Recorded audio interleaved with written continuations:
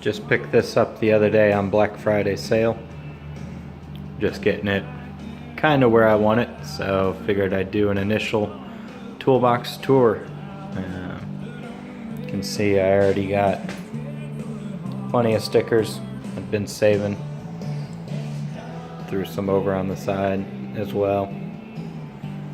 Start up top, anything magnetic. Paper towel dispenser, magnets, lights, some clamps, Honda wiring diagram, color chart, air tools, cutting tools, tape measures, pens, pencils, knives. Nah, that's actually a bucket of miscellaneous drill bits at the back. Got my nice Milwaukee radio set up with a Google Chromecast so that I'm able to cast from my phone without having to plug it in, since this model is not Bluetooth enabled. Charger, box keys, phone charger. I went ahead and sprayed the bottom of the mats and all the ones for the drawers with a little spray adhesive, just keep them from sliding around. Get into the first drawer.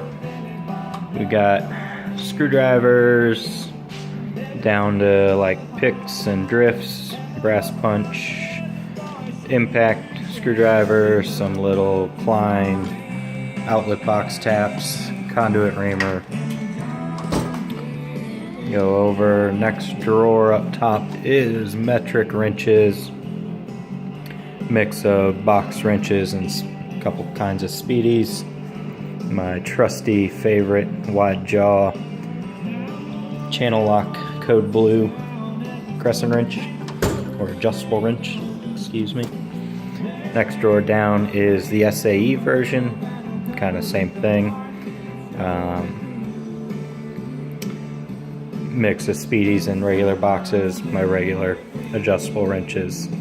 I'd like to get the organizers that stand them up on end, because as you can tell, neither of these two drawers are really utilized to their full extent, so if I might actually be able to combine them if they're all stood on end and get an extra drawer out of it. Next we have measuring tools, squares, tapes, angle, caliper, rulers, calculator, dial indicator, conduit bend sheets, some levels there in the back. We'll go down, we got like abrasives. I've just got the benchmark abrasives. They're free 10-pack, and I bought another 10-pack, so I'm good there. Air hammer bits, brushes, wire wheels, extra grinder, bench grinder blade, kind of some of the tools and stuff to go with those.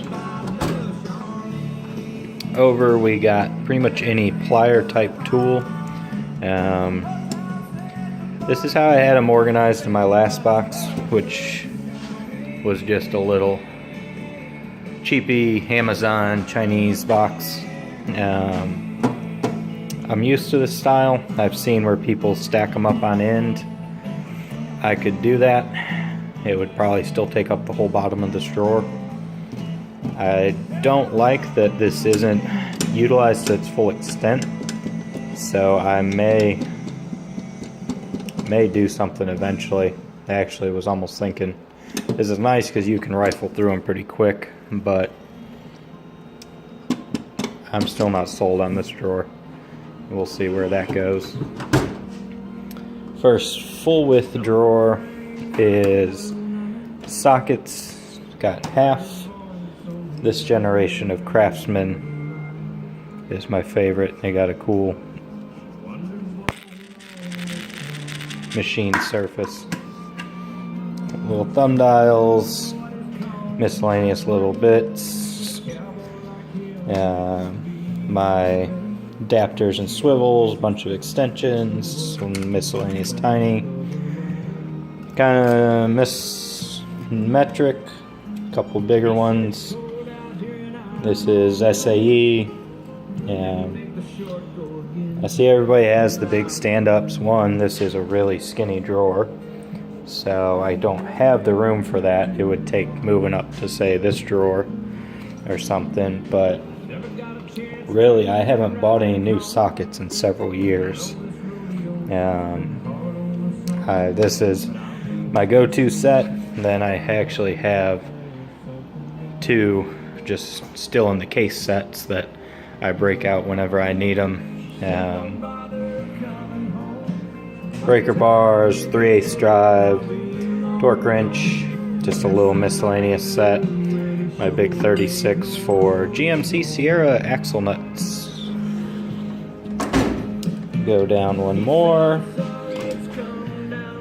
Hammers, files, metric, SAE, nut drivers, Allens, Torx, soldering gun, and some heat shrink and stuff, knives, air tool parts, and tape, and just some miscellaneous, a little old school, whatever, push, turn, screwdrivers, drywall saw. Next drawer down, kind of a car ATV drawer, my big 1/2-inch SK torque wrench, little strap tool I made, tire iron, spickle, tie rod, homemade ATV tool, vacuum gauge, spark plug, bell housing alignment tool for a GM 6L80E, chain breaker, shock adjuster, valve lash, extra plugs, pipe cutter, vacuum, tapes, meter, pry bars, locks, some little knockouts. Actually, kind of want to put those down. I'm still trying to figure out what I want to go where.